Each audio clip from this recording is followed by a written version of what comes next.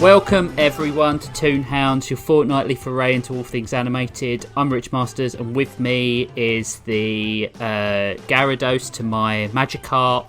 Oh, that's good. Come on, think of another Pokemon. Come on, you can do this. You've got this. Flareon to my Eevee. Yep. The Raichu to my Pikachu. There we go. There we go. All Gen 1 Pokemon.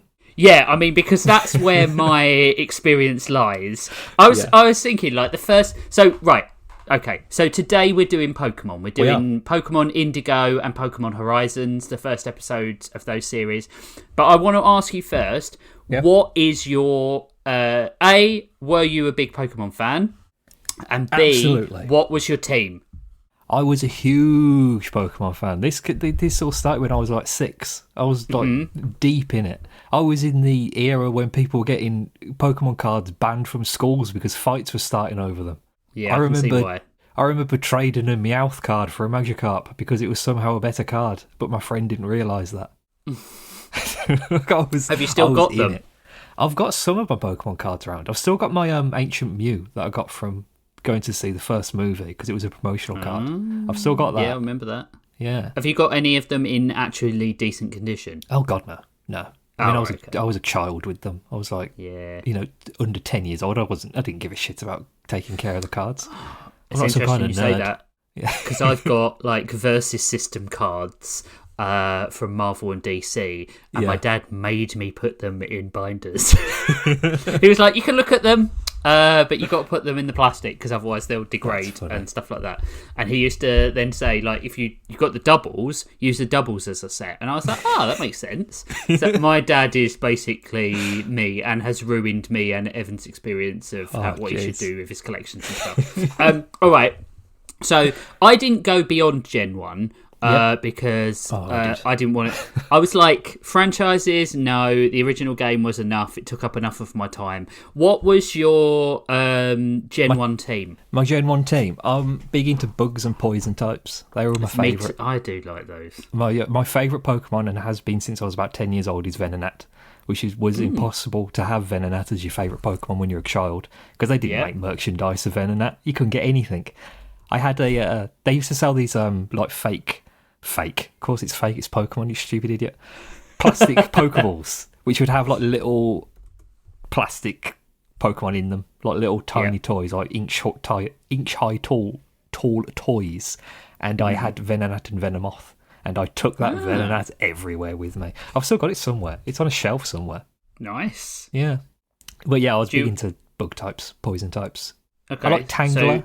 I liked... Tangler's good. I like Tangler. I like Grimer. Grimer's cool. I like all them weirdos. My go-tos were Jolteon, who was always on my team, Alakazam, because he looks super cool. Yeah, we had to trade to get Alakazam. It was a bit of a pain in the arse. Yeah. Yeah, we borrowed my cousin's Game Boy, so because we had blue and red, and we borrowed my cousin's Game Boy to trade them back and forth so that everyone could get what they needed to get. Rhydon, Rhydon was my Rhydon or die Pokemon. Venusaur, because I was a grass type starter. Lapras, Growlithe, and Scyther. Oh, those are good ones. Scyther was my all-time favourite. And I know that like Tauros is supposed to be like the best Gen 1, but it's so boring. Yeah, and it's so also boring. Such a boring looking Pokemon. Yeah, it was so difficult to catch in the Safari Zone. Yeah, Growlithe and Scyther were my two. Yeah, and Rhydon, they were always in my team. And then like when things started to get dual type, like, and metal started to come into it, I was like, Metal and Fairy. Yeah. And Dark. Did you have new, wasn't it? Yeah, it was. Did you have any? So Venonat, Tangela. Who else was like some of your like always in your squad? Oh God, it's hard to remember from Gen 1 because I haven't played Red and Blue in like 30 years. But so I can't remember the names I gave them because but I gave them names separately. I couldn't stand it. Everyone was like had a Lapras, called it Lapras. Yeah, I called my Ditto Shitto. That was a classic. But after a while, they wouldn't let you do that when it went online for the matchmaking. You couldn't give your Pokemon swear words as names. It's a bit disappointing. That's a shame. But I did always have a Shitto in the team. Who was your starter back then? Squirtle. Yeah, Charizard's boring. Yeah, I don't like Charizard. Everyone wants Charmander. No one ever talks about Charmeleon. No, the awkward teen years. Yeah. Yeah, but everyone likes the Squirtle and Bulbasaur, all three evolutions. I liked Squirtle because of the anime. The Squirtle squad where he had the sunglasses. It was cool. That's why I liked Squirtle. I like that Ash had all three starters. I think that was a piece of marketing genius after a little while. Yeah, absolutely. Yeah, and then although he evolved his Charizard Yellow. too fast, and it didn't listen to him. That was annoying after a while. Yeah. Although it did eventually, obviously. Yeah, but he was like his number 2 Pokemon, wasn't he? Yeah, really? Yeah. Like he always had Charizard. Yeah, I mean, I remember being a kid and watching Indigo League back then. It was just called Pokemon because there was only one anime. Yep. Thinking he was a bit of a moron not evolving his Bulbasaur and his Squirtle. How did he get through the entire game with just the boy? Did he never go past level 16 the entire time he was in the league? So, but wasn't it that I don't know if this continued, but your Pokemon learned their skills quicker if you kept them unevolved? I think they did, but they've got lower stats overall. Lower stats, yeah. Yeah. So it's not worth it because you're going to use them in your squad anyway. Yeah. Yeah, I always evolved as soon as I could. Yeah, absolutely. That was the joy of Pokemon to me. Yeah, to see what you get. It's more fun. Do you remember the really messed up back sprites that they had for the Pokemon in Blue and Red? Where it'd be like Venusaur and it just looked like a mass of pixels. Yeah, Couldn't I did work out what love anything that. was. Yeah, I did love that. It's much better now. Obviously, the 2 Pokemon that freaked me out were Mr. Mime and Jinx. Never wanted them in my squad at all. Jinx, especially because it looks too blackface. Yeah. Not aged well, that one. No, that's aged enough that they banned the episode that Jinx was in. Wow, that's how bad it was. Wow. One of many Mime banned episodes of Pokemon. Yeah, we should have watched the banned episodes. Electric Soldier Porygon. We could have given ourselves seizures. Maybe we'll come back and do a banned episodes. I used to love Ghost. I like Ghost types. Yeah, Lavender Town. That music in Lavender Town. Is it Lavender Town? It is Lavender Town. Yeah. Yeah, I'm testing my knowledge here. The music was creepy. That music was really good. The music in general in the first Pokemon game is really good. It's a really good a design ethos behind it. It feels it doesn't feel like any of the other games. Yeah, it's sort of a. I mean, I wanted to get into this when we talk about the actual cartoon. There's a folklore element to the Pokemon games originally, like the first ones. Yeah, it felt like it was in an indeterminate time period. They had televisions, but they also didn't have any infrastructure. No. Very televisions, but no cars. Yeah. Yeah. Until the Although third now, game. Pokemon turn to cars. Yeah, there are Pokemon. Yeah. And in the third game, you start the game in the back of a truck going to your new house. Got cars there. What's the worst Pokemon ever? In total, or just from Gen 1? In total. In total. I don't like Surskit, but I can never really understand why I don't like him. Just I bores don't like me. Klefki. Yeah. I don't mind Klefki. I like the weirdo ones, the ones where it's just a thing. It's too weird though, this one. Yeah. This is one away from being a safety pin. Yeah. It's so boring. A safety pin Pokemon, that is something they would do. Yeah, absolutely. I feel like Gen 1 designs peaked. Those Gen 1 designs are so good. There's very few that I'd swap out. They're very Pokemon, but I think that some of them are a bit too basic. They're a bit too, this is just an animal. Seal and Dugong are just a seal with a horn. Yeah. And they don't even got a cool name. It's just Seal and a Dugong. Those are just animals. It'd be interesting to create the all-time best roster. Yeah. That would be good. Because Spearow, Fearow, you're not keeping in, are you? Pidgeot, Pidgeot, you're not keeping in the original. There's a you need website. Something a bit better. Yeah, there's a website you can go on which does like a match-up between two different types, and you have to say which one's your favourite. And then if you go through all of the Pokemon at the end, it gives you what your favourite team is. Wow, that's good. I'd love to do that. I think mine did end up with Venonat at the top and then Tangler. But I remember there being a Togepi in the list as well, which surprised me. I quite like Togepi. I don't mind Togepi. I like Pokemon which are just like a ball with like a face.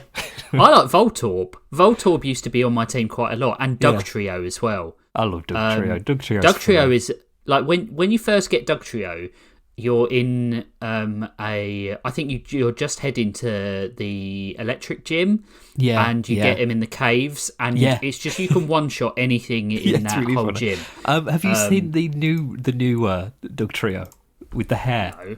No. I think it's either a Lowland Dugtrio or Galarian Dugtrio, but he's got like the three of them have got like wigs on. It's really funny. You'll have to try see if you can find it. I've seen it. It looks like Hanson.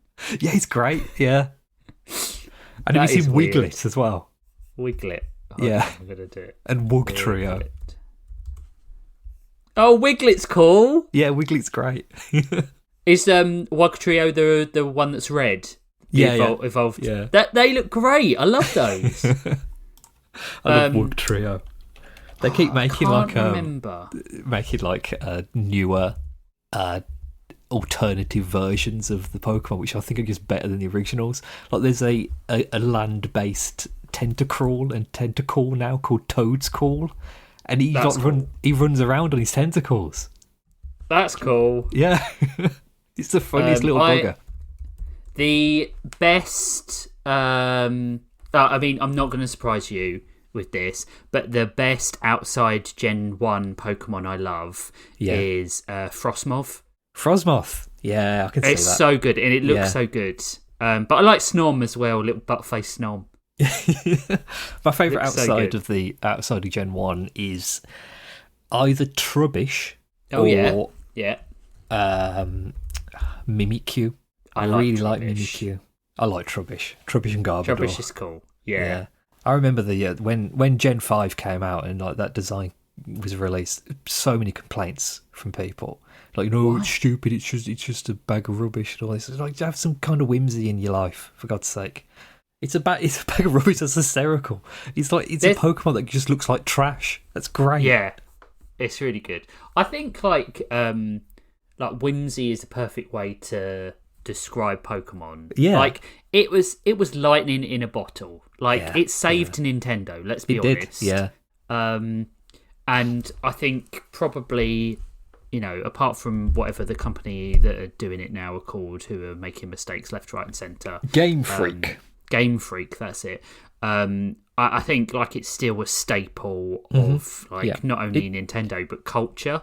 I mean, it doesn't just sell units; it sells consoles. That's how big it is. Yeah, which Switch 2 probably could have done with, really. Yeah, instead of releasing it with one game. Yeah, one new game. That's insane.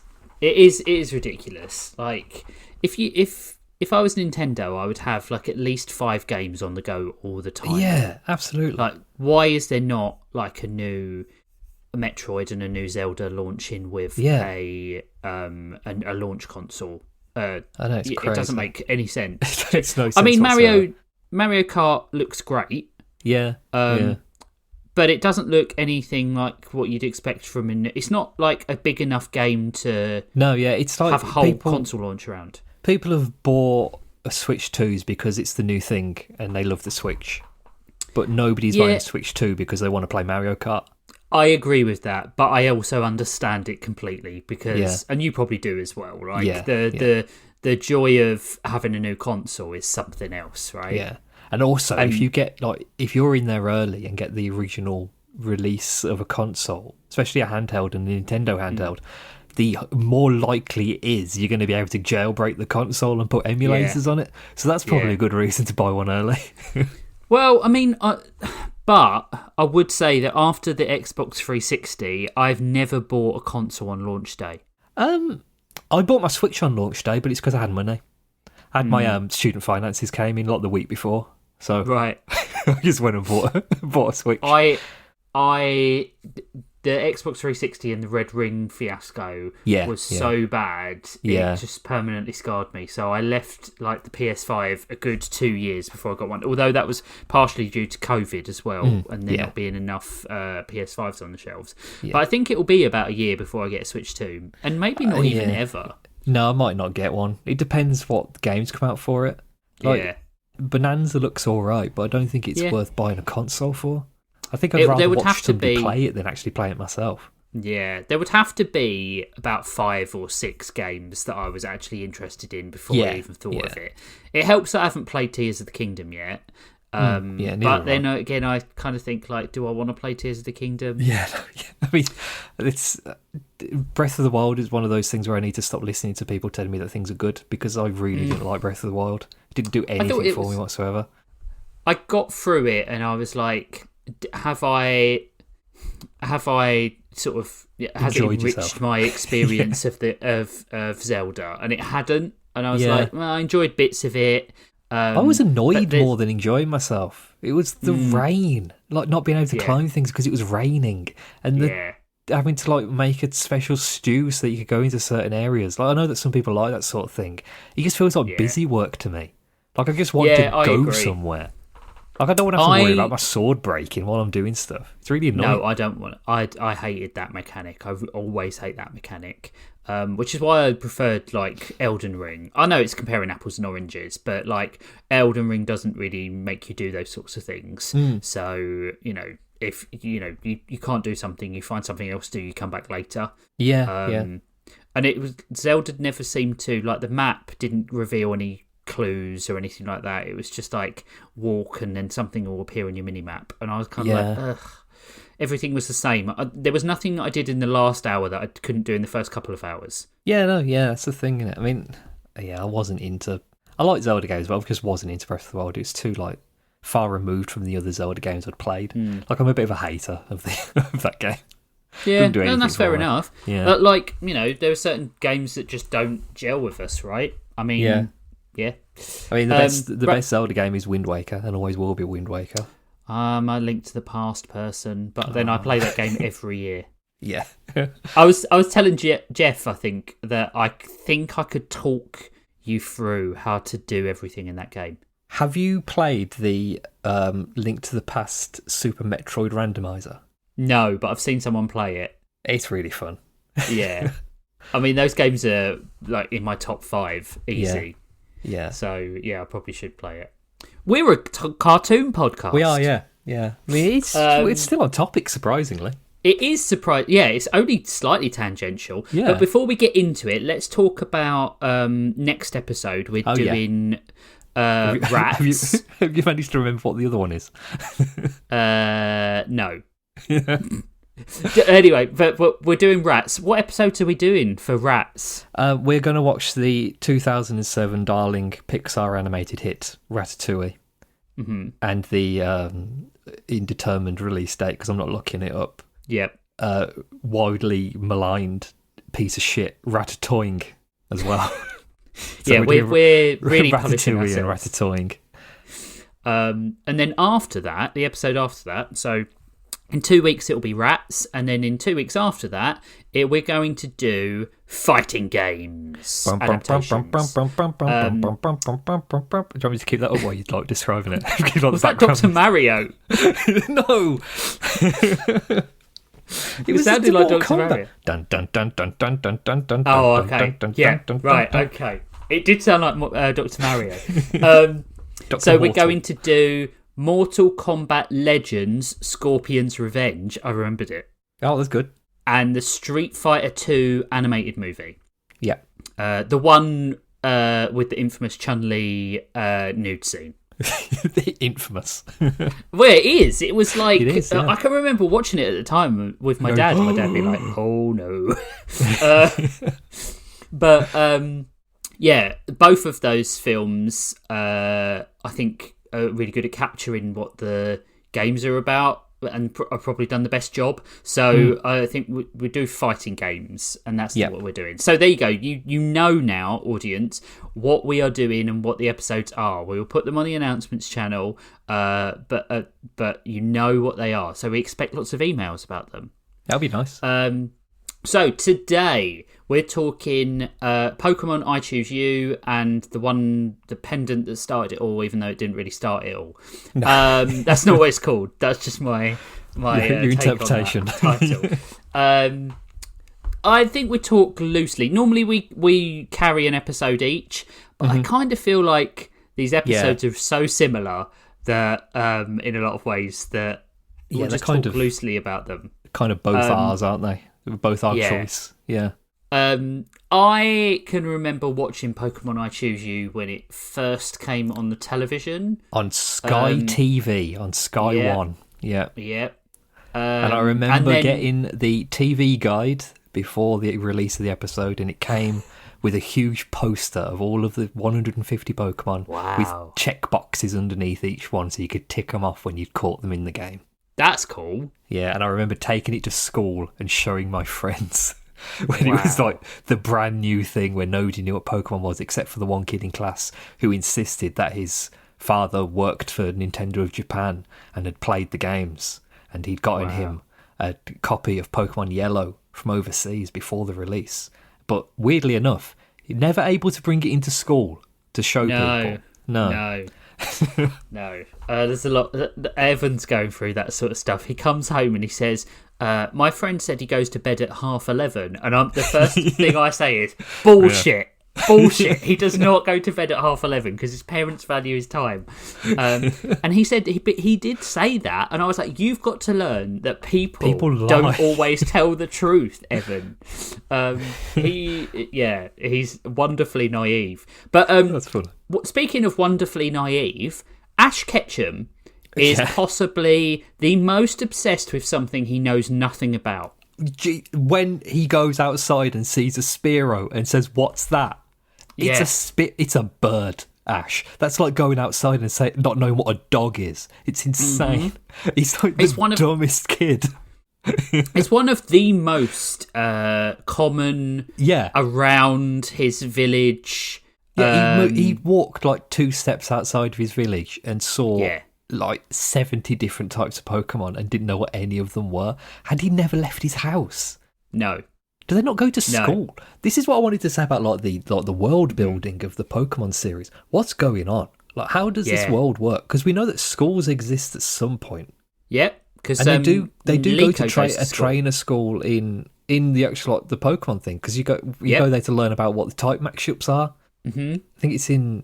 I don't remember what town it's in. I think it's one after Viridian where you can go into a building and they tell you how to do stuff. Yeah. So they exist. But does Ash not go to school ever? I think his mum is a single mum. She's having a rough time, and it's very clear that she doesn't know how to be a parent. Yeah. I mean, it is a weird world, right? So kids don't go to school beyond the age of 10, we can assume, if they do go to school at all. And at 10, you are expected to go off and make your way in the world. Walk across the entire continent. Yeah. Yeah. It's insane. Like a coming of age thing. I imagine that if Pokemon like existed now, like new, and they were starting over with all of this stuff, I think they would have done something about it being like a coming of age journey. Like they would have made it into a bit more of a cultural thing rather than it just being you're 10 years old, go have an adventure, because it's very weird. And like in the games where you talk to your mom when you first leave, and she says something like all children have to leave home at some point. It said so on the TV. Yeah. Yeah. Like the television told me to do it, so you've got to go and walk across the entire country. Yeah, it's a weird system. I also think it's a weird system that if you can oversleep, you don't get a starter. So what you're supposed to do, you're supposed to wait until the next... Although it works out for him, he has a rarer Pokemon earlier. Yeah, he does, yeah. Also, is it meant to be his birthday? I don't know. I don't know how that worked. Because why is there like a special day that they have to go and get them? Like there must be like couldn't you just go the day after and he'd have more Pokemon? It must be. He's 10. No, although it's not Gary's birthday, is it? It might be. I don't know. Maybe it's a certain day. It like the start of school, but in your 10th year. Yeah, maybe. Or it's like the moon is at its apex. Some bullshit. It's the blood moon on your 10th year. So here you go. Go out into the world and probably get killed by some wild birds. On the 10th month of the 10th year. Well, that sort of thing. That's the thing that is amazing to me about this. Like, these Pokemon are dangerous. Yeah, it's like going to try and tame a bear, some of these Pokemon. Yeah. Or a giant rock snake. Yeah. Who just like roaming the countryside. Yeah. Absolutely. He nearly gets eaten by a Gyarados after like 20 minutes. Yeah. He jumped into a stream. Why did he jump off the waterfall? Why was the only way to get away from Pallet Town to jump off the edge of a waterfall? There were no other paths. I'm not sure that... I think he was probably backed into a corner, but yeah, it does seem like that. Also, did you notice that everything about it, when you read about the episodes and all the things about Pokemon, it's always called Pallet Town. They always call it Pallet Town. Yeah. In this episode, he exclusively refers to it as the town of Pallet. Huh. Which I thought was weird. That is weird. Maybe it's a localization. It must be a localization thing, but maybe it is in universe a localization thing. Yeah. Like to everyone else, it's called Pallet Town, but in the town, it's called the town of Pallet. Yeah. Which is interesting because it's a monochrome game. Yeah. Yeah, it was to begin with. Oh, that was cool when you got a Game Boy Color and put it in the different towns with different colours. That was really was neat. good. Yeah. Even when you played it on the Super Game Boy. Yeah. Like Lavender Town was lavender colour. That was cool. Do you remember when you played it on the Super Game Boy or on Pokemon Stadium? It was the best way to do the Fuchsia City gym because they had invisible walls and you couldn't see the dots on the Game Boy screen, but you could see them on the TV. Yeah, I remember that. That was really good. Yeah. I think this episode, there's not much to it. Basically, he gets his... He wakes up establishment, late. Isn't it? Yeah. We just told what's going on, what it's about. She does very well. It does. I genuinely think, and I've said this before a few times, including in our first episode, I think this might be one of the best pilots in terms of establishing a really complex concept really early. One thing we haven't talked about is the transition from game to animation. Mm-hmm. Oh, yeah. At the start, which is really, really clever. It is. Really clever. Especially like the music transition changes as well with Nidorino and Gengar. It's crazy, isn't it, that those are the first two Pokemon we ever see. Yeah. It's a Nidorino and a Gengar. I mean, Gengar's great. Yeah, Gengar's one of the all-time best. I had a toy Gengar ball, where if you threw it at a wall, it would go Gengar. It's like a lump. I imagine that got really old really fast. And it was just like a lump of hard plastic with spikes on. Like it was a toy that the intended purpose of it was to throw it. Wow. I know. So he's watching this. This is a official Pokemon trainer battle, isn't it? Yeah, airing at 11 o'clock at night. Well, I imagine there's not much else but Pokemon going on in the world. Yeah, it does seem everything like that way, doesn't it? is around Pokemon. Industry, leisure, work, everything's around Pokemon. Yeah. I think when we get into Horizon, they did that a lot better. I think it's a better establishment of existing with and around Pokemon rather than the Pokemon just being like a staple of society. Yeah. They felt more like living creatures rather than MacGuffins for Ash to catch. Because she watches them as she's going on the bus, doesn't she? Yeah. And that is a really nice sort of thing. Whereas Ash is an idiot who gets selective amnesia and is like, what's that? He doesn't know what anything is. Yeah, for someone who loves Pokemon and is obsessed with becoming a Pokemon master, he doesn't know anything outside the 3 starters. Yeah, and he probably learnt about them the day before. Yeah, probably. I think the only Pokemon he seemed to know is Poliwag, because he's got a pencil sharpener. True, although does he know? He probably doesn't know what it is. He probably doesn't know it's a Pokemon. No. His mother refuses to tell him. Maybe that is a sort of like... he's been sheltered. Maybe he's never really watched Pokemon until like a month before his 10th birthday, and he was like, I want to do this now. And you're like, as a parent, you're like... Oh God, all right, fine. Okay, this is the new thing that's going to last 5 minutes, is it? And then he fucks off, and he's gone. And as a parent of a 7-year-old, if Evan told me at 10 he wanted to go and walk the world, there are times when I'd be like, okay. He told you that he wanted to be a clown. He wanted to work for Cirque du Soleil. But in order to do that, he's got to go around the country and beat the 7 clown masters at their own game. So he's got to learn to juggle. He's got to learn to ride a unicycle. And he's going to be gone for a year. Flower squirt. I'm at the flower squirt gym. I'm going to be a clown master. Oh, man. Yeah. And his mum is like, fine, I can go date again. Yeah.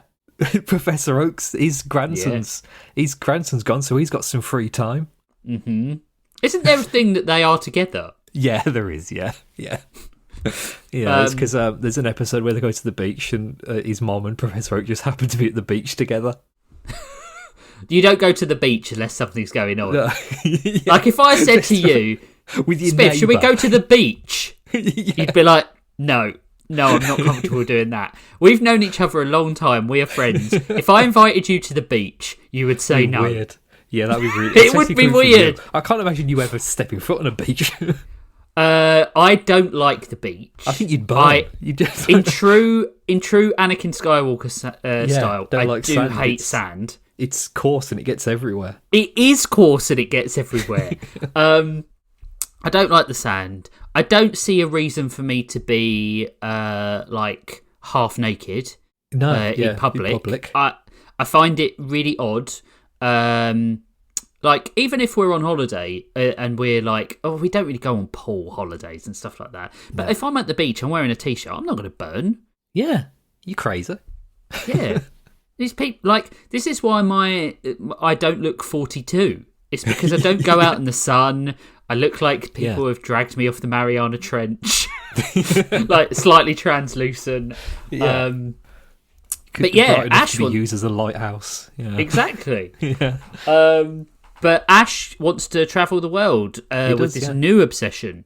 A week before he was into Beyblade. Yeah, exactly, or Digimon. Yeah. But yeah, he wakes up late because on the most important day of his life, he wakes up late because he's an idiot. Yeah, because he didn't go to bed early. It was a lesson for the kids. Don't go to bed at 11 o'clock because you'll miss your chance to become a Pokemon master. Mm-hmm. And then when he turns up at Professor Oak's to get his starter after a small tete-a-tete with Gary. Gary Oak. My God, Gary Oak. His voice. I'd forgotten he sounded like that. Hey, Ash! He's really nasally. He's a horrible character. Yeah, he is crap. In the game, he's fine. Yeah, he's all right in the game. He called you a bit of a nerd at the start. And he says, don't bother trying to chase after me because I'm going to, get the Pokemon all by myself. I don't need a Pokedex. And I'm going to tell my sister not to give you a town map, you dick. That's what he says. And he always has the starter that outperforms your starter. Mm-hmm. Yeah. Which is really annoying. So it does create a good sense of tension straight away. What has he got in the show? Eevee. Ah, yeah. Yeah, he has an Eevee. Professor Oak's saving the good starters for his own grandson. Yeah. Yeah. Nepotism. I think it's cool what they did with him in the show, though. Like his character arc. Mm-hmm. Is he eventually decides he doesn't want to be a Pokemon master. He's not interested in it, and he becomes a researcher instead. He's like a scientist. That is good. Yeah, I like that sort of thing. I think it's cool that in the show, Ash is the only one who wants to be a Pokemon master. Yeah, out of all his friends, and it takes him a long time, but he does it. He does do it eventually. Yeah, it's really funny that at the start of this, when this came out, the whole thing was got to catch them all. Like his goal was to catch all of the Pokemon, and by the end of his series, he's catched 20 of them. Like he's caught the amount that most people get by the time they've reached the first gym. He's so bad at catching Pokemon, so they eventually dropped the "got to catch them all" thing, where he's just he wants to be a Pokemon master, which means beating the league. That's all it is now. He doesn't want to catch them all, and you can't have him capturing a Meowth. No, it wouldn't make sense canonically. It's almost like there's only one Meowth. You never see another Togepi. You never see another Onyx. Well, that's not true. You see an Onyx. You see them around, do see another Onyx, but you don't see them as a main fixture. Yeah, it's quite. I think it's quite interesting how they're the idea behind this series evolved over time. Where evolved. Like in this, I think you can get it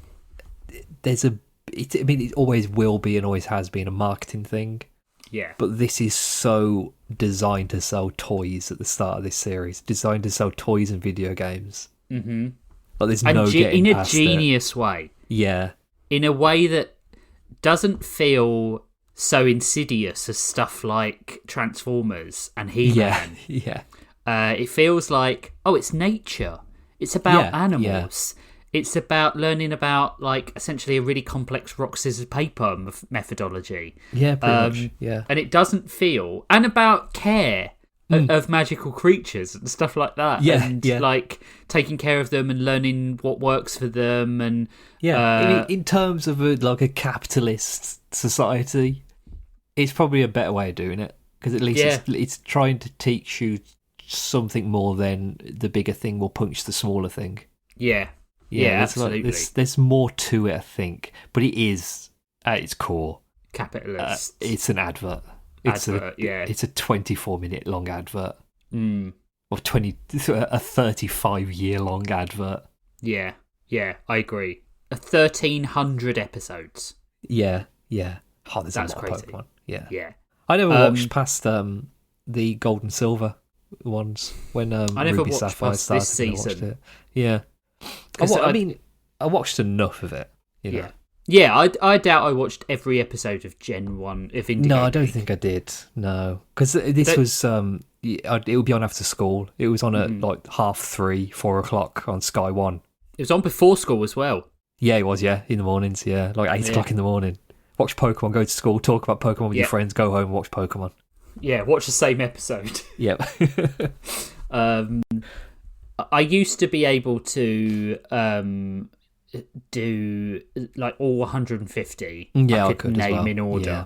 That's how like big a cultural phenomenon it was. Yeah, I think I know like up to a certain point, I could probably get pretty close. Like I know it's the Bulbasaur starters, then Squirtle starters, then the Charmander starters, then it's the Caterpies, and then it's the the Metapod.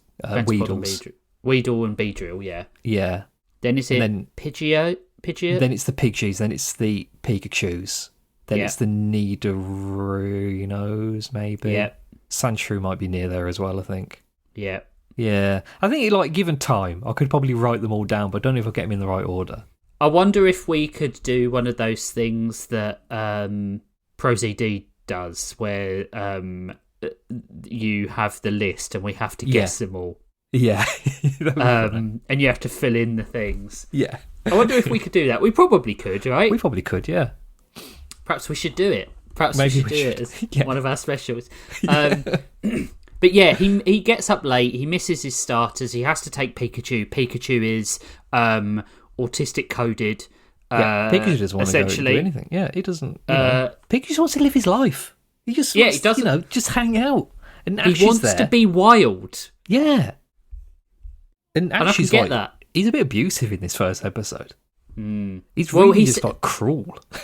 He sees that Pokemon, I think because of the way society is and this gamification of nature, I think he thinks that Pokemon are things to have. Yeah. And I'm glad the let's want to catch them all, got to catch them all. Want to catch them all, or change the whole. You turned it into a question. But he abandons that because he realises he hasn't got the time in his life to care for all of them, right? Yeah, he's also really bad at it. He's just bad at catching Pokemon, which is quite a good lesson as well. It's realistic. Where you know, it's like people saying like, I've watched somebody do a backflip before. I could do that. It's easy. You just bend your legs. But then when you try to do a backflip, then you try it and you break your neck. That's Ash. He's broken his neck trying to catch his first Pokemon. He's book smart. He's not street smart. I don't even think he's book smart. Well, he's got 2 books on his shelf when he goes to bed. One of them is Spot the Dog. I tried to use the translate tool on my phone to see if I could work out what it was, and I think it was something like something nature. It was like the Book of Nature or something. Right. Yeah. So maybe that was a book about Pokemon. But maybe, also, or it might be my about phone might have not been translating properly. But it might have been, if you think you're going on a year-long expedition, you might think, oh, I've got to learn something about poisonous mushrooms and things like that, so I don't eat them. He was going off on his year-long journey without any supplies until his mum showed up. Yeah. I mean, but that is kids. Yeah. I can remember one of my favourite stories that that Rachel tells me is when her brother once said to their parents at the age of like 6 or 7, I'm going to leave home. So her dad was like, okay then, here's your bag, and got a bag out and was like, we'll pack some stuff then. And he packed like a couple of toys and some Jacob's crackers. And then, he drove him to the bus stop. So that's mean. That is mean. And then when they did their next teacher parent evening thing, they were like, so Gareth's been telling us that you're trying to make him move out. Yep. Man, it's so funny. But yeah, Pikachu is aggressive, doesn't want to be touched, electrocutes people when they come near him. Yeah. Pikachu's got like a death count by the halfway point of this episode. Before the Who's That Pokemon moment, it's Pikachu's killed like 7 people. He's electrocuted an entire crowd of people. Who were those people? Don't know. I imagine just the villagers, like sending everyone off. Because Gary goes earlier, doesn't he? He does. He goes as soon as he gets his Pokemon, and there's cheerleaders and all sorts of stuff. That's weird that Gary's got fans already. Yeah. How did Gary become popular? I imagine he is the person who has not just taken this completely unseriously and just decided the night before to go. He has been like the town's Pokemon expert for a little while. Yeah. He's the arrogant I imagine he Pokemon has some expert. value. Yeah, probably. But nowadays he's probably got a TikTok. That's where he got all of his fans from. Yeah, probably. Yeah. A TikToker Dex. That's what he's got. TikToker Dex. Because everything is a Dex. But like, if you were Gary and you had devoted your life to this, and this punk kid was like, I'm going to be Pokemon Master, I'd be like Gary as well. I'd be like, fuck off. Yeah. Like, I've been putting the work in. Me and my granddad, the eminent ex-Pokemon expert, Dr. Samuel Oak, motherfucker, the guy who met a Celebi when he was a child. I've been out here putting the work in. You show up late, go in, and you get trolled by my granddad because he knew that those Pokeballs are empty. What a dickhead. Stop riding my dick, Ash. Yeah. Catch him some common sense, you moron. That was so funny when he went to get the Pokemon. He's like really excited. My time was going to be Squirtle. He's the best. And the Pokemon and he opens it. And Professor Oak's just there like, well, you should have woken up early. You stupid bitch. Yeah. Fuck you, Ash. I'm an old ass man and I'm taking out on you. Now get out of here so I can bone your mum. The rest of the episode is pretty simple. It's like they see some Spearows. Ash doesn't know how to catch them, doesn't even know what they are, and Pikachu refuses to comply. They both get attacked. And, there's some good emotional moments in this first episode. Yeah, I think they like establish the friendship thing pretty well. Yeah. That. Oh, you meet Misty as well, don't you? Oh yeah, she Misty's in it. And he steals her bike. Yeah, because he's a dick. But he doesn't even know about healing Pokemon. No, he doesn't. He doesn't know what a Pokemon Center is. No. How does he not know that? Well, he says like a hospital. He's like, Ash, where have you been? How do you not know this stuff? If I could rewrite this, I think I'd have it that he just woken up out of a coma. He's only been awake for a week. Ash has object permanency issues. But like, I'd have it that Ash had a little sidekick with him that didn't know much about Pokemon. Yeah, that would make more sense. Yeah, I'd make Pikachu talk. Could make him a talking Pikachu. I've never been outside of my forest, Ash. I don't know what anything is. This is how he talks. No, no, Pikachu, you can't go over there. That's where all the Spearow live. What's a Spearow? Yeah, you could have him explain things to Pikachu. Yeah. That would be so much easier than have the Pokédex explain everything to him. Yeah, I don't like the talking Pokédex. No. I don't like. I like it as like when he's like opening it up to point it at something, and it says like Spearow, this is a bird type Pokemon. I don't mind that. But when it was just answering him while he was talking, that shouldn't be what that character's doing. That's not what they're for.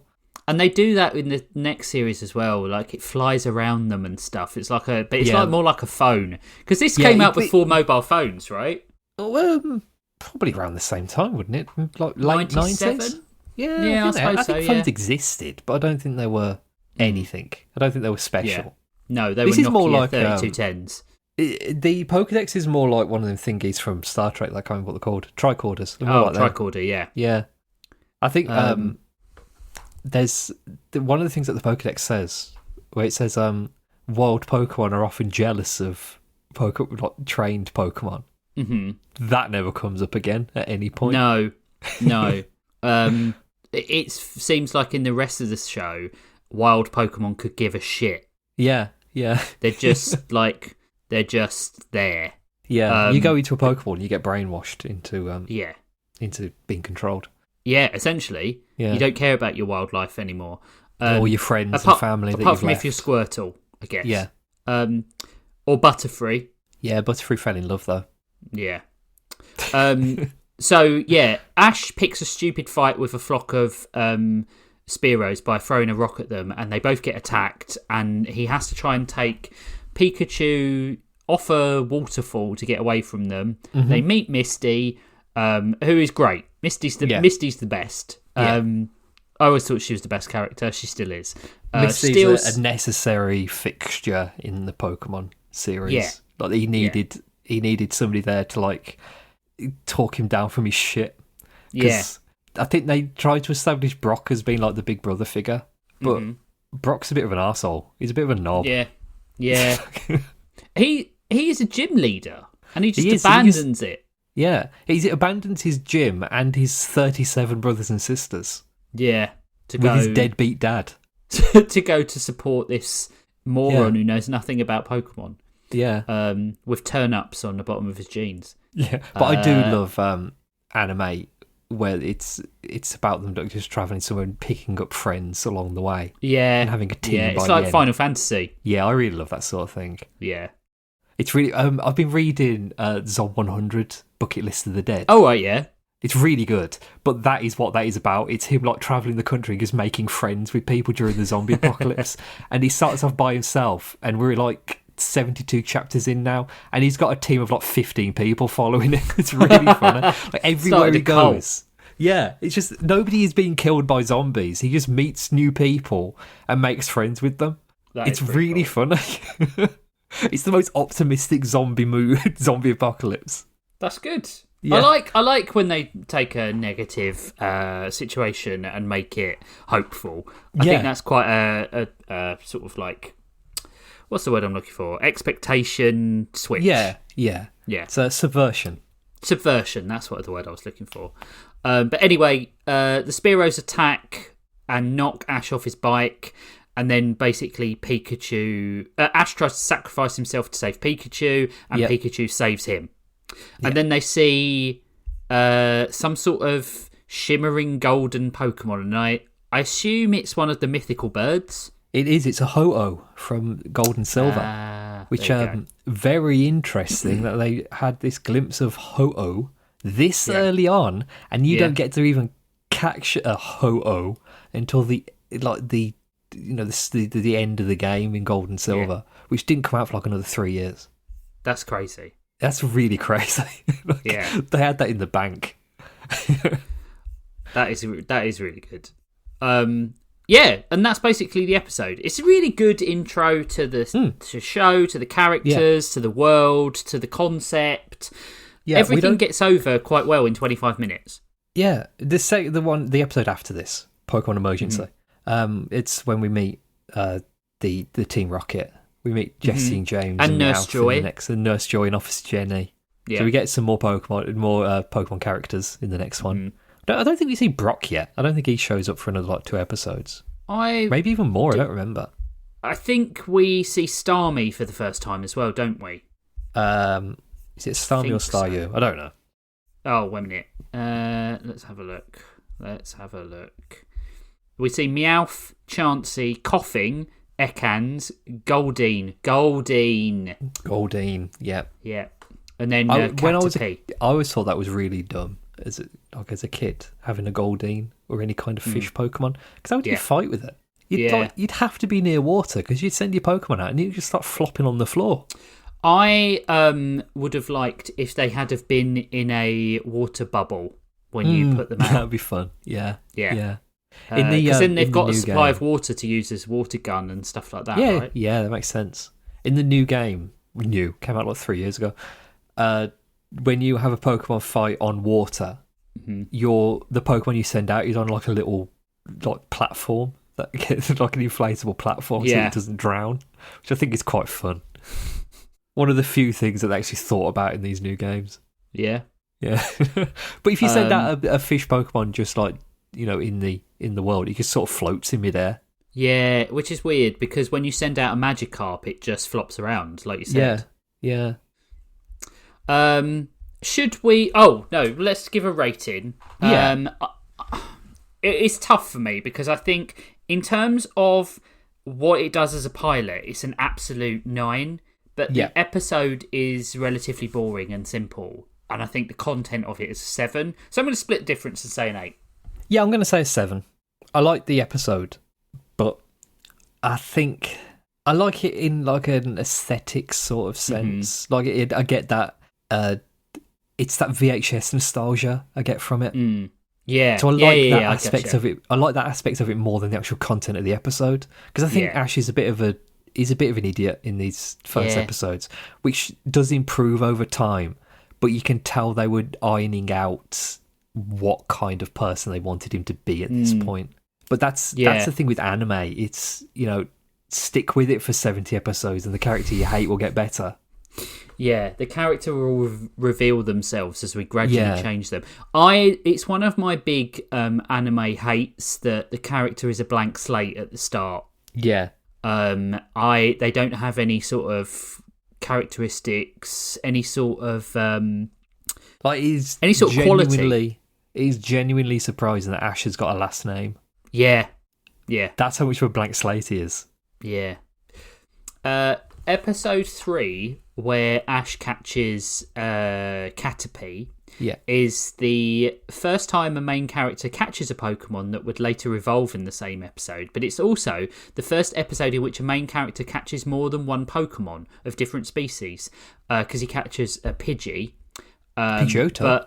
Pidgeotto, sorry. Yeah. This wouldn't occur again until 1,088 episodes later. Wow. Yeah. God, I do that like in an afternoon every time I play Pokemon. Like, just walk around in a bit of grass for an hour until you're absolutely sure you've captured every single thing you can. But yeah, I think, like, for me, it's the difference between what the pilot does to establish the show and the quality of the actual episode as a standalone. And I think, like, I'm with you on the 7. I completely understand that. It's the technical element of it that drags it up a tiny bit for me. Yeah. So I think, Right, shall we take a break and we'll talk about Horizons, which came out like what? 2022, I think. Yeah. So, what? Nearly 25 years later. 25 years, yeah. Oh, man. Okay, right. So, we'll take a break and we'll be back in a sec. Who's that Pokemon?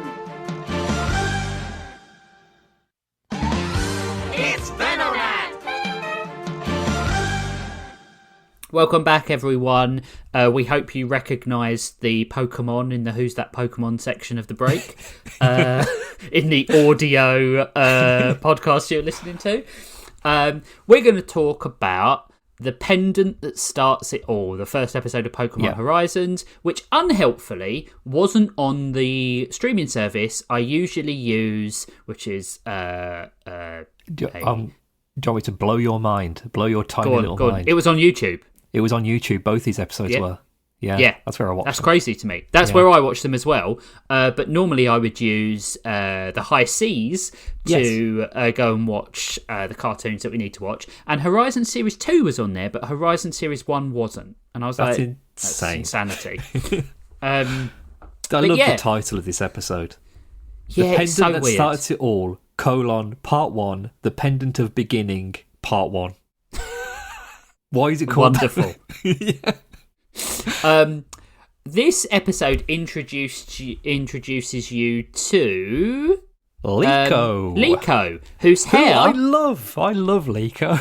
whose hair is always at 2:00. Yeah. What the hell is that hair clip about? Her head constantly says 2:00. Yeah, I love her. I think she's great. She's shy, but she's confident. She knows about Pokemon. She's everything that Ash isn't. She's like the reverse of Ash. Yeah. The first 5 minutes of this episode, we get more lore about Liko and her family than we get from Ash the entire 1,223 episodes that he was in the series. Yeah. We get to know what she likes as well. She likes Nidothing. Is Nidothing Ash? No. Nidothing is a character called Dot, I think. Oh, okay. Yeah, because it sounded like Ash's voice. Yeah, no, it's not Ash. No, that would be really funny if it was. But it would be really funny. I liked Anne, her friend Anne, who she meets at school. I like the few named characters that we get to see in this episode. I do really like them. The guy who shows up with the Charizard, he's cool. Yeah, and is the same guy who voices Red Arrow in the Young Justice cartoon. Yeah. Yeah, I recognise that voice instantly. I was immediately endeared to Liko in that her introduction to the series is thinking somebody's waving to her and it was somebody standing behind her. And it's not a big deal. The girls don't bully her. The girls aren't weird about it. Yeah. But she thinks she's all in her head about it. Yeah. She's very socially anxious, where she wants to go and talk to people, but thinks that she's thinking too much about going to talk to people, and by the time she's decided to go and do it, the moment has passed and she'll look weird. Which very, very relatable. Yeah. I like that she knows about Pokemon, but she's well travelled. But she's got endearing qualities in that she thinks that she isn't well travelled, that she hasn't had a different life to anyone else, and then when she encounters it, she's like, oh, okay, yeah, maybe I have had it lucky, and maybe people do feel jealous of me for these things. She recognises her privilege, I think, which is quite nice. It's like as a character. When Anne is talking to her about being in the Kanto region, and that she's from Paldea, and Anne says that she's never left Kanto and she's jealous of somebody who's travelled. And Liko says, well, I've never travelled either. This is the first time I've ever been out of Paldea. I think, well, you have travelled then. Yeah. Because you have literally left your home region to come there. Yeah. It's... and they get... I like it's normally a setting that I don't like because anime tends to use it too much. The whole sort of like person joining a boarding school. It's like massively overused in absolutely tons of things. I don't know if she spends very long at the boarding school. It seems like a couple of episodes and she's going to be on the road running from the equivalent of Team Rocket, right? Yeah. I think they're called the Explorers. I don't know. I've never watched past like episode 3 of this, I think. No. I liked Oshawott. I think that's cool. That's a good... She gets the best of the 3 starters. Oh, definitely, absolutely, yeah. The starters in Generation 9 are fucking awful. I like Quaxley, but that's one everybody seems to hate, and I don't know why. I think Quaxley's really funny. It's got like a pompadour.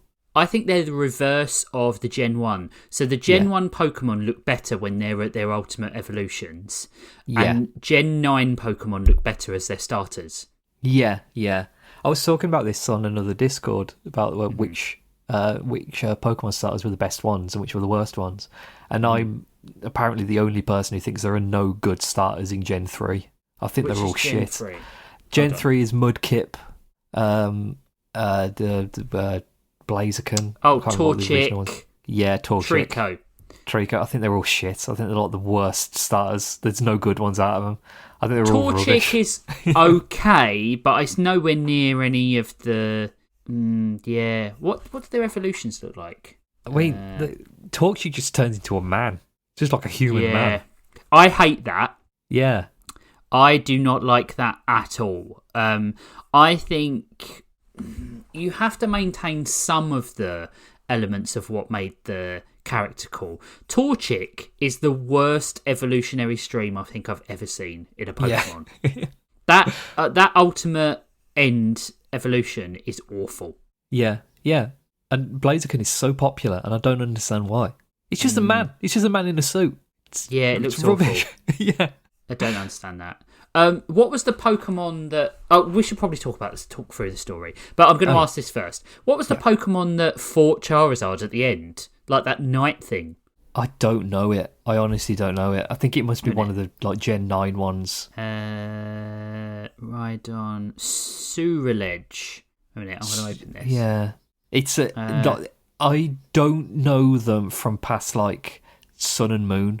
That's the extent of my knowledge of what the new Pokemon are. I've played the games, but I still don't know what they are. I can't remember the names of them. It's a ghost type, but it's like a ghost knight with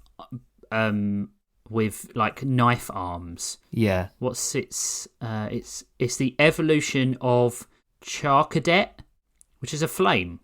Fire Pokemon. Yeah. I think I know Charcadet. Yeah. Charcadet looks cool as well. Yeah, he's like a little red guy. Little boy. He's a fire ghost. Ceruledge. Ceruledge. It looks cool. I thought that was genuinely a cool looking Pokemon. Yeah. And the end of evolution is good. It looks good. It was a bit hard to pass what it looked like though in the episode. Yeah, it was moving too fast. It was all close up. But that fight though was really neat. That was a really good action scene. Yeah, it was really good, especially when you found out what the pendant did and stuff like that. Yeah. I like throughout the show stuff is going on around them. There's Pokemon fights happening. They're sitting down and having a talk. It feels more lived in. Yeah, it totally does.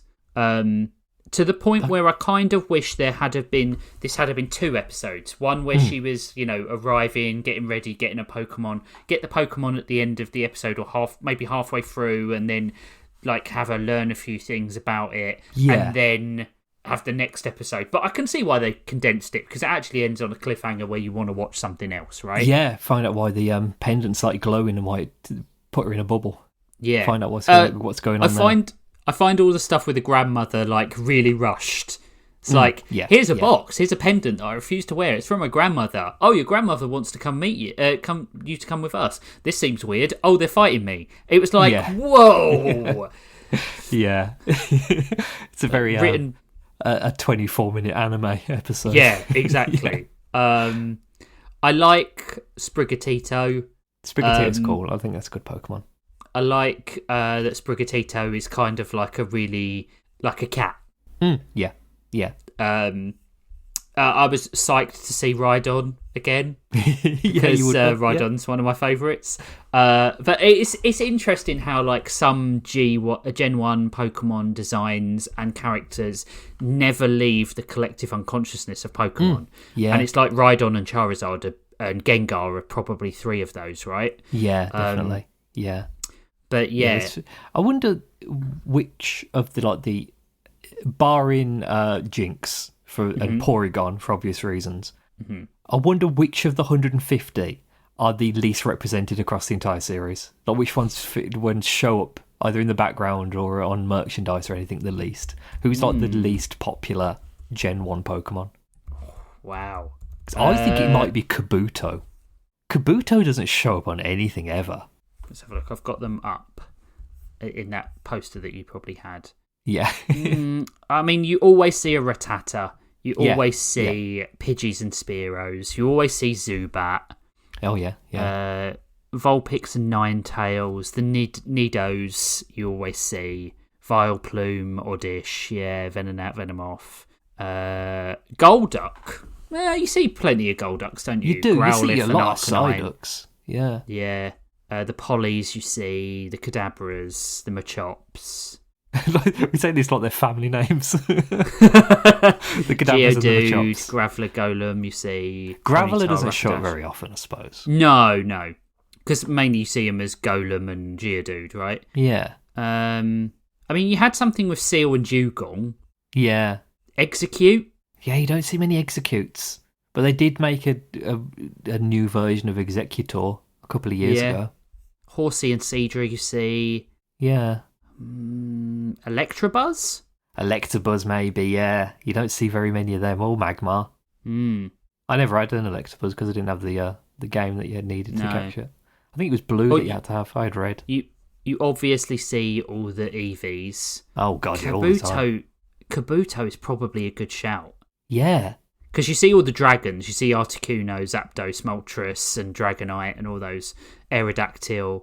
But Kabuto and Electabuzz are probably the two that you don't see very often. Apart from, like you say, Jinx, because of the obvious. Yeah, and Porygon. But, like, Ash eventually has a, like, Krabby and a Kingler, doesn't he? He does have a Kingler, yeah. I remember having a Kingler. And he used to have Cookie.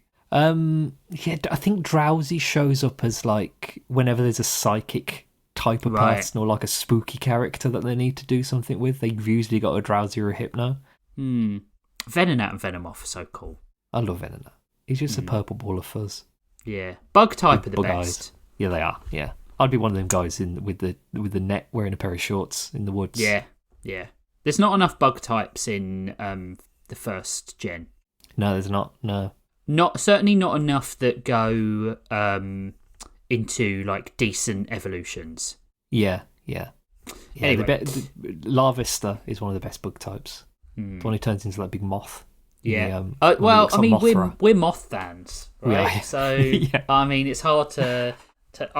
Evan asked me this morning on the way to school because we saw another moth. I think it was one of those ones that I showed you the other day. But it like went on my hand, and like I was able to transfer it to Evan. And Evan said, "Why are moths better than butterflies?" And I was like, "I don't know, buddy. They just are." And he was like, "Okay." It's not a contest. He said, "I think it's got something to do with their ears." And I mean, yeah, their antennae are much better than boreal butterflies. Yeah. But he's more right. Aesthetically pleasing. Yeah, they are. Moths are better than butterflies. And if you don't think so, I can't help you. You're wrong. You heard it here first, folks. Yeah. This is the... If you're not a fan of moths, you're not welcome here. I do want, like, I want an Atlas moth. I just want one. We went to we went to a moth and butterfly sanctuary like about 6 months ago, and it was so cool. It was cool watching them, like, because they were all coming out of their cocoons. And they were massive. Some of them, they were absolutely huge. But it was really fun. My wife didn't like it so much because she doesn't like flying things.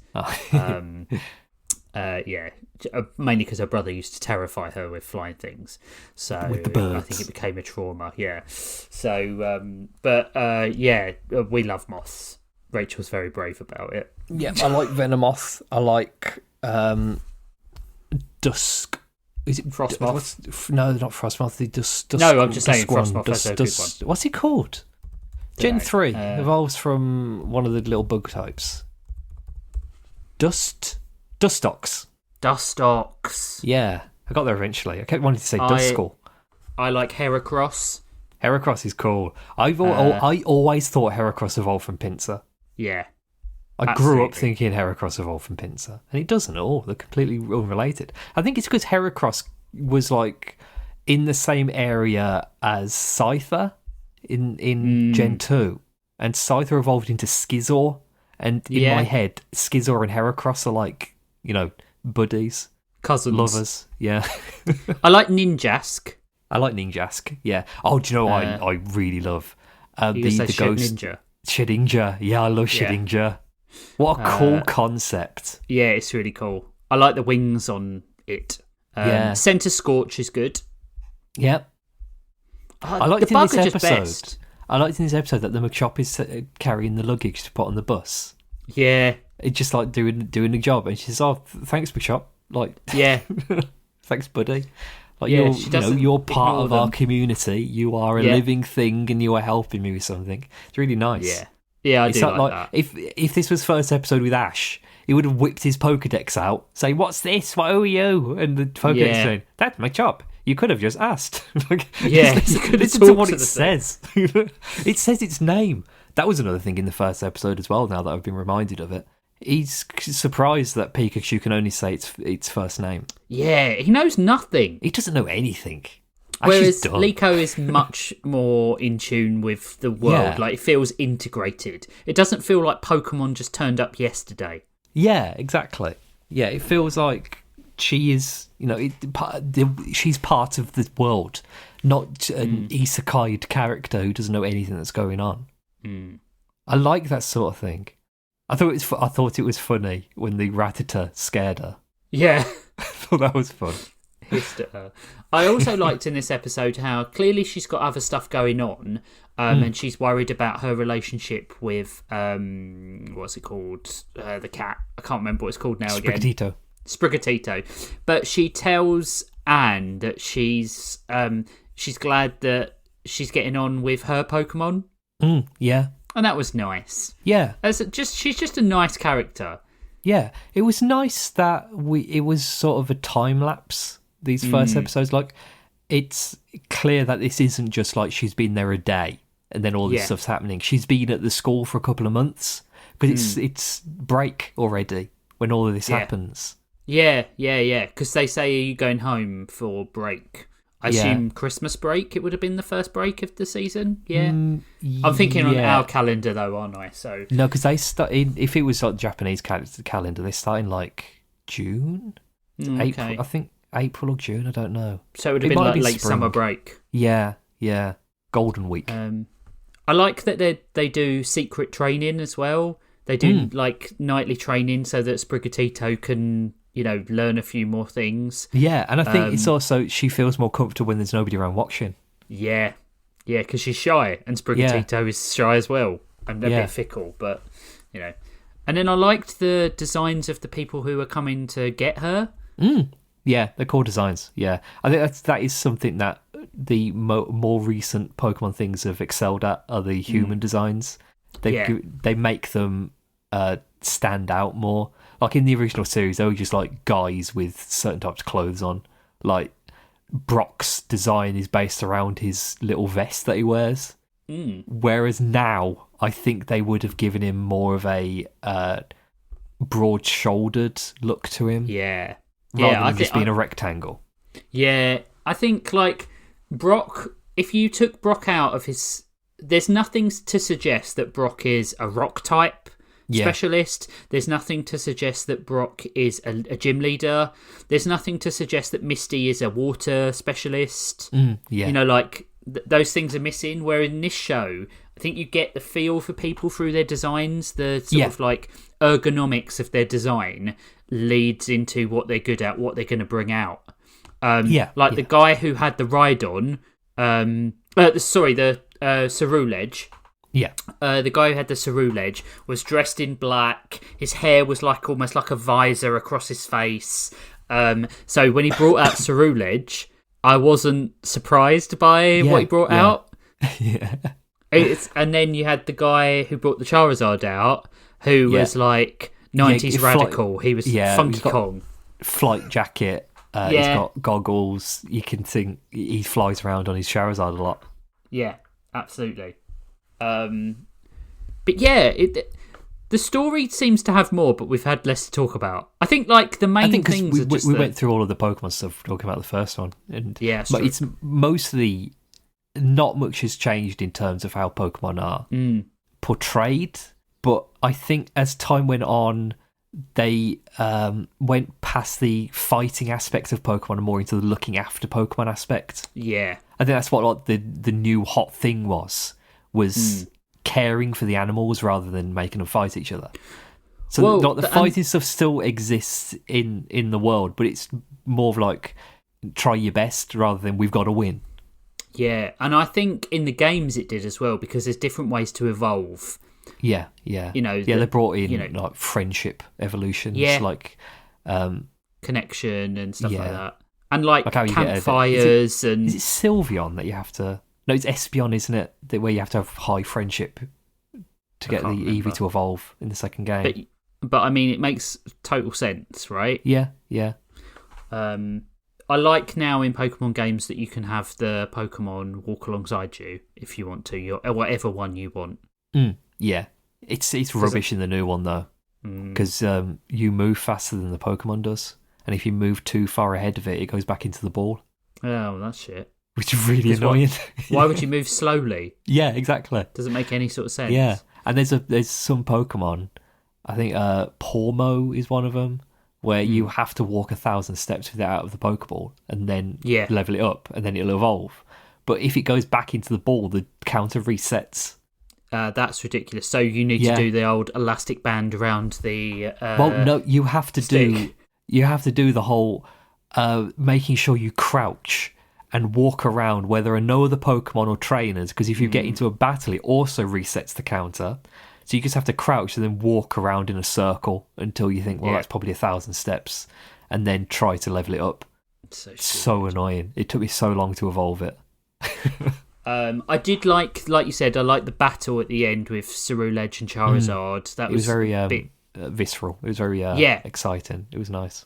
Well, I liked also that they tried moves against each other that didn't work or were deflected. Like the last attack that is deflected and heads towards Liko, and then her pendant, the one that starts it all apparently, creates a force field around her. And I'm assuming that was I can't remember how you say it. It's like terrestrialises. Terra Orbs, they're called in the game. But it's like you have to, you can terrestrialize your Pokemon, and they go all like shiny and spiky, and they get a power up.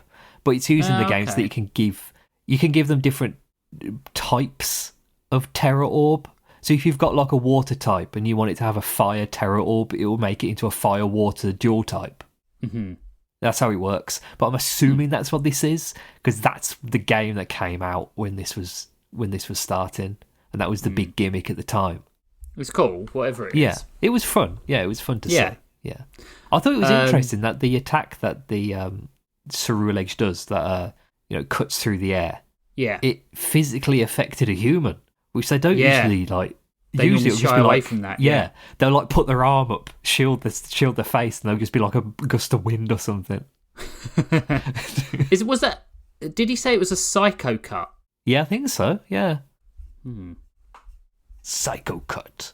It was like, I liked the design of that Pokemon. I thought it was quite good. Yeah.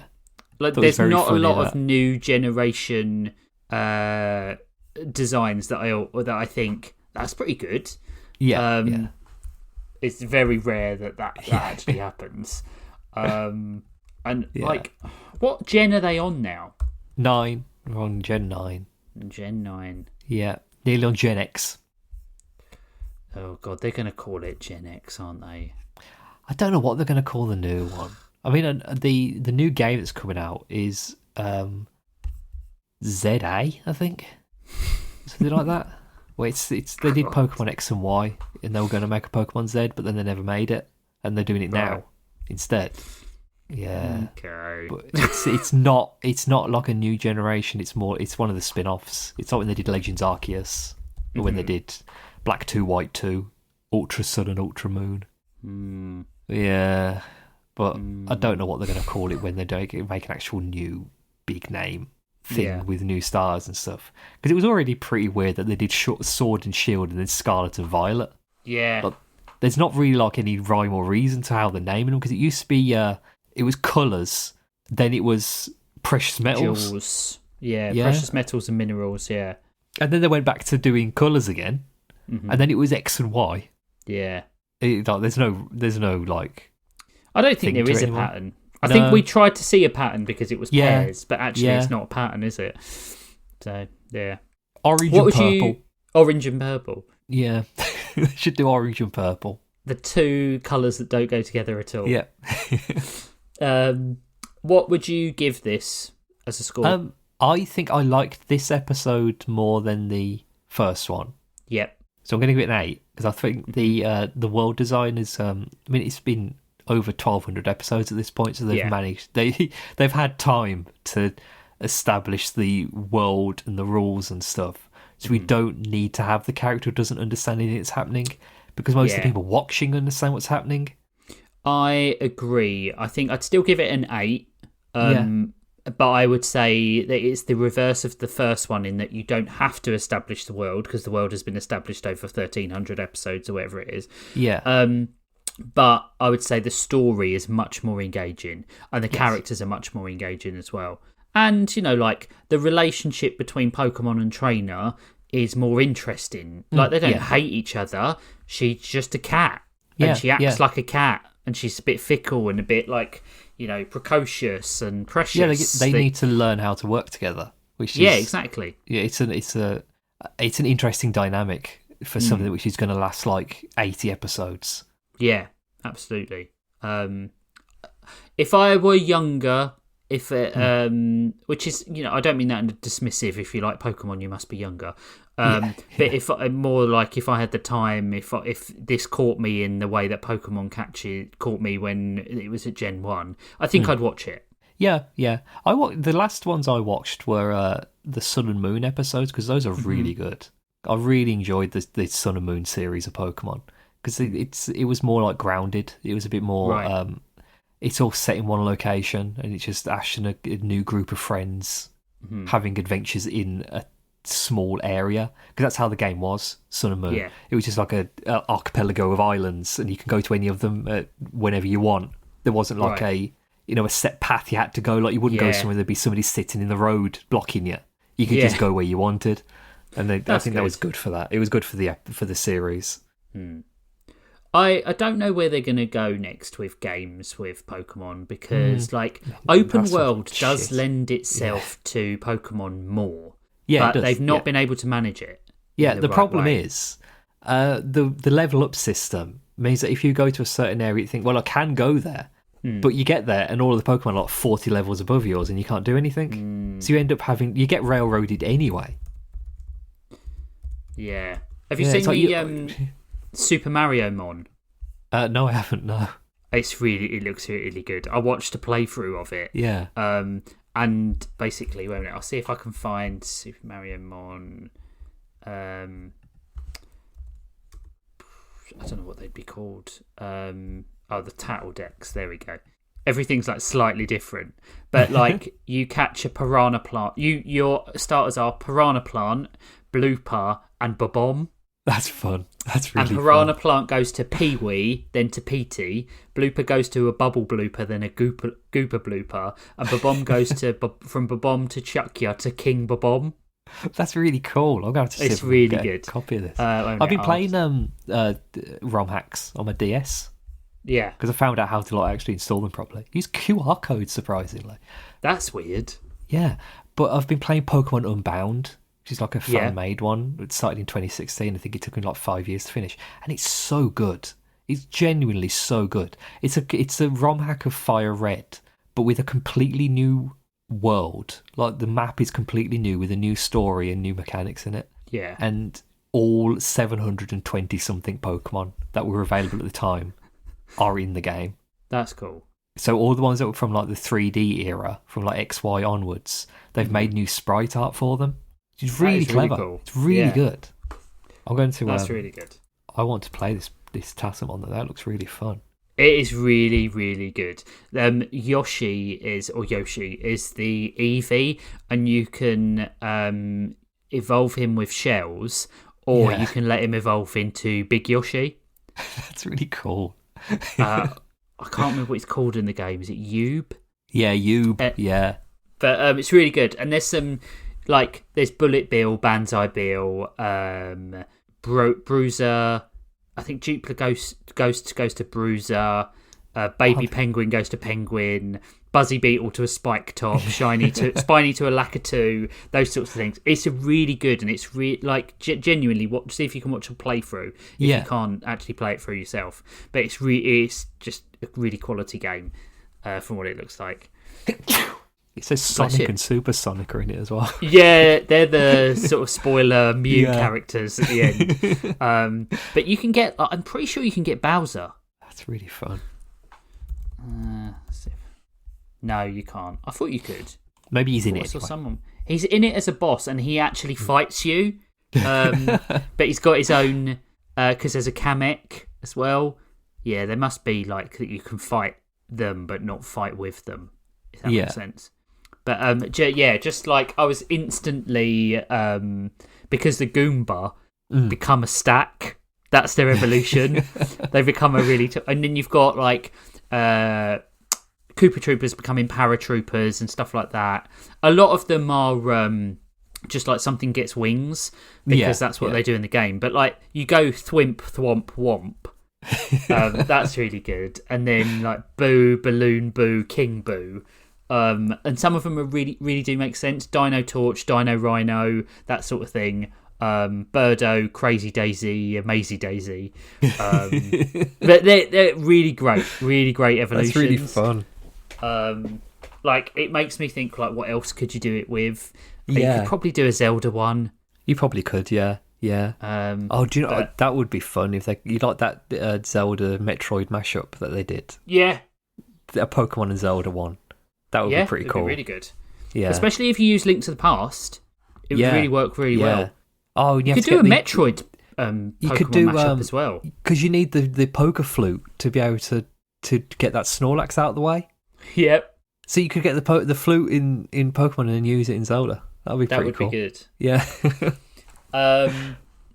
So Pokemon still good after all these years. Yeah. 25 or so years. Yeah. Still good. It made me want to play Pokemon again. I mean, I have been. So I do get the urge occasionally, but I try and resist it because it's so much time. It's such a time sink, right? Yeah, I played it for like half hour. Like on Pokemon Unbound, I've done one gym, and I'm about 7 hours in because I just keep like wandering around finding new stuff. Like I've just gone to this place which is like a field of flowers, and the flowers are different colours, and depending on which colour flower you're standing on, there's different encounters.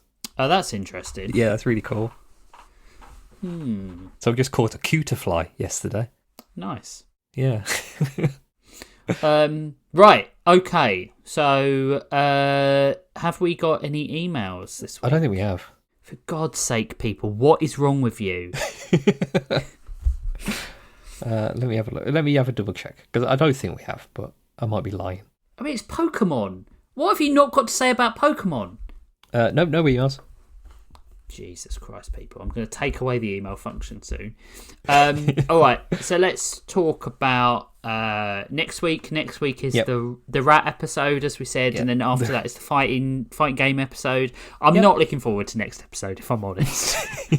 I love Ratatouille, but I've never seen Ratatouille, so I think we should talk about Ratatouille first and then go into Ratatouille, so we go from something bad to something good. Yeah, we'll bleach our memory with Ratatouille.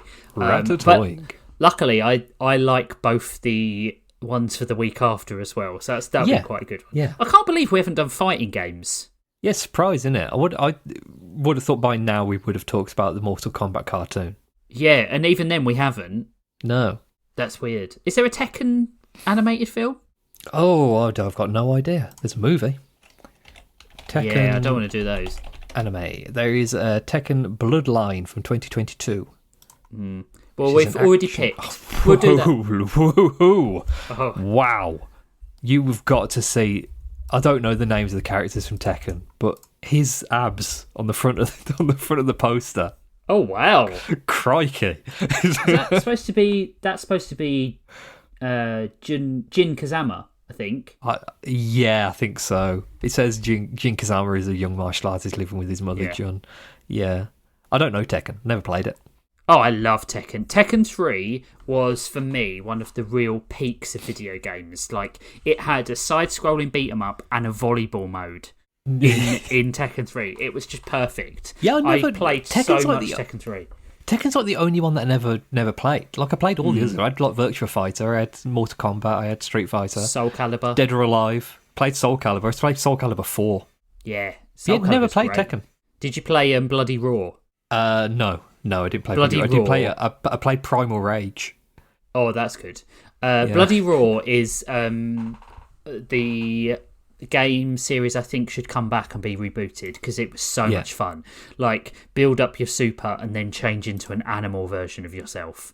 That's fun. So good. So much fun. What was that? Killer Instinct. Do you remember Killer Instinct was great. SNK. SNK was great, yeah. Marvel vs. Capcom, obviously. What was that? The high school one, the high school fighting one that SNK made. Oh yeah, I can't remember what it's called. Evan totally dominated someone at the arcade we went to on Marvel vs. Capcom a good couple of months ago. Evan was playing it like arcade style, and someone came up and said, "Can I play next?" And he said, "Yeah, you can come on and play versus me." And they played a couple of games, and this was a grown-ass man, and he absolutely mullered him. And I don't think I've ever been more proud. Like, been teaching him how to do like basic moves. Yeah. So he was. I can't even remember who he was picking now, but like he didn't pick people that he doesn't ever pick people because they're good. He picks people because he likes them. So he never picks from the Capcom roster. He only picks from the Marvel roster, and he totally dominated this guy like over the course of like 5 games. And the guy looked at me like, "My God, how much video games does he play?" But he wasn't playing particularly well. Like the guy obviously wasn't experienced. But yeah, and then Evan was like, "I'm bored of this now because I've just totally dominated this person." I think Evan actually felt embarrassed for him. Have you seen the new Marvel fighting game that's coming out? Yeah, it looks good. The sprites look like they're directly taken from Marvel vs. Capcom. No, not that one. There's another one. There's a Toucan, Marvel Toucan. Or Token. Oh wait, I did see that. Yeah, it's like the one anime from the designs Gear. for. Yeah. It looks fucking awesome. It looks so really cool. Good. The animated style. I don't like the Captain America costume. I will say that. When they redesign them for these sorts of things, I'm easy to please with the anime redesigns. I just like the idea of them redesigning them at all. I like that Iron Man looks like he's from a Super Sentai. He looks like a Kamen Rider. He looks like a Gundam. That's really cool. Yeah, I love that sort of thing. Who have you got? You've got Miss Marvel, Star-Lord, Doctor Doom, Captain America, Iron Man, Spider-Man, Storm, and Robbie Reyes, Ghost Rider. Yeah. But I think they're going to be more in. There's going to be more characters. I mean, I've seen a picture of the proposed character select screen. Hold on. Yeah. Because it'd be weird only having 8 characters if it's 4v4 matches. Yeah. Hold on. And also not having Thor, it would be weird. Well, not having Wolverine as well. Yeah. Look at that. Oh, yeah, there's going to be loads. Yeah. I think there's like 30 characters. Yeah. Maybe 40. I don't like the look of the blues, though, because that implies DLC characters. Yeah. Well, you're going to have it with a game like this. I think Thanos would make a good DLC character. Yeah. Mr. Sinister would be good. I'd like to see characters that we've never seen in a Marvel fighting game. Like it's good to see Star-Lord and Miss Marvel and Ghost Rider. Yeah. I'd like to see, Groot and Rocket as one character. Yeah. That would be really interesting. And I'd like them to play differently. Marvel vs. Capcom, a lot of characters don't play very differently. I'd like to see like some big Street Fighter-esque fighting style changes. Like I'd like to see a Colossus that feels like a heavy character. Those sorts of things.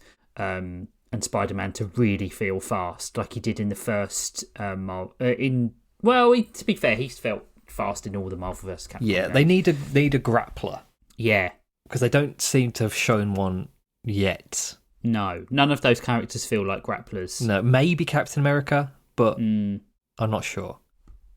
They're going to put Captain Marvel in. I'm surprised she's not in the original roster. I'm surprised Black Panther isn't either. They're the 2 characters that I think are really missing. Who else would I like to see in Magneto. It? Magneto would be good. Yeah. I'd like to see Apocalypse. Yeah, that'd be cool. Yeah. But then you run into... If there's too many X-Men, it runs into the risk of just being an X-Men fighting game. Yeah. I think you need at maximum a third of the roster. Yeah. Probably less. Because usually with these games, they have them in like little teams, especially if it's like a 4v4. It's going to be stuff like if you have 4 Avengers on your team, you'll get a boost to something. Synergy, yeah. So you need to have 4 Guardians. Yeah, so you're going to have all 4 Fantastic Fours. Yeah. That's a big part of the roster, having that, isn't it? Yeah. Having the Fantastic Four in it. I wonder if they do it by costume. So anyone who had been in the Fantastic Four, like Spider-Man, if you wear Spider-Man's superior Spider-Man costume, not superior, what the Fantastic Future Foundation costume, he would get the bonus as well. I'd like to see Daredevil and Elektra. Yeah, Daredevil, Elektra, Luke Cage, and Iron Fist. Yeah. Not Jessica Jones, because that doesn't... You wouldn't want her in a dual costume. And not Punisher. I think he's a bit persona non grata outside the TV series at the moment. Yeah. But yeah, it looks really good. It does look really good. It looks really good. It looks really fluid and dynamic in a way that I think most fighting games miss out on sometimes. Right, okay, that's probably enough tangents for today. Go read a comic, everyone. If you want to support the show, you can do so by heading over to patreon.com/Toonhounds and supporting us there. You get access to Daredevil in the Details and this early.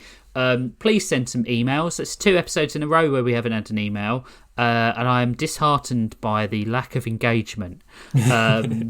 Also, it means we have to tangent for a bit, which is maybe what you're telling us. Just tangent away. Yeah. I've just noticed Dr. Doom has a Magnum. He does. He's got a gun. Screen, in a holster. But send us some emails. We love getting emails because we love you telling us that we're right about our opinions and stuff. You should definitely have had opinions on Pokemon. Where have you been for the last 25 years? Tell us what your favourite Pokemon is. Tell us what your starters were, and we'll tell you that you're wrong about that. Yeah.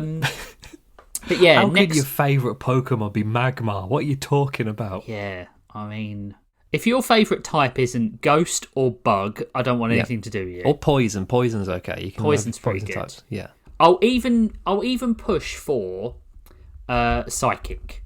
Yeah. But those are the 4. Psychic were broken in the first game. Yeah, they were. Alakazam, genuinely, if you had Alakazam, you could one-shot most things with a Psybeam. Yeah. While we're talking about Elite being 6, like Elite 4. one-shotting stuff, go onto YouTube and look for Game Champ 3000's playthrough of Pokemon Yellow, where she beat Pokemon Yellow without getting hit a single time. Wow. Yeah, it's insane.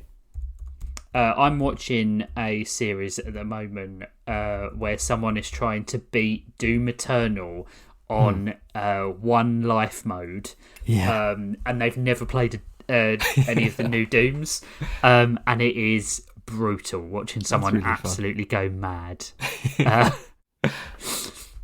But right, okay, so next time rats, varying quality of rats, but you're gonna have to deal with that. That's the Story Lord's way.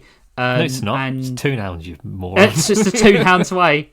I mean, you dingus. Whatever. Also, send emails to storylords@gmail.com. I think that episode that you do might already be out by the time this comes out. Yeah, it might. I'm not sure. We're recording it next Tuesday. Yeah, this won't be out by then. Yeah. But then... Don't send emails to them. It's already done. You're too late. Yeah. Send it and we can read it on the next one next year. Yeah. We have so far 1 email and it makes reference to Toonhounds. So you're getting the Toonhounds emails. I mean, it's weird to the as well, wrong place. because it's from Mike Cargoli, and it's about the interview that I went on that I completely fluffed. I mean, come on, send that one to us too. Yeah, we do emails. Right, anyway. So get ready for some rats next time. Get ready for some rats. Get ready. Who knew I was going to say that? And then we'll see you next time on Toonhounds. As always, be kind to each other and yourselves, and try not to take things too seriously. Right, see you soon. Bye. Bye.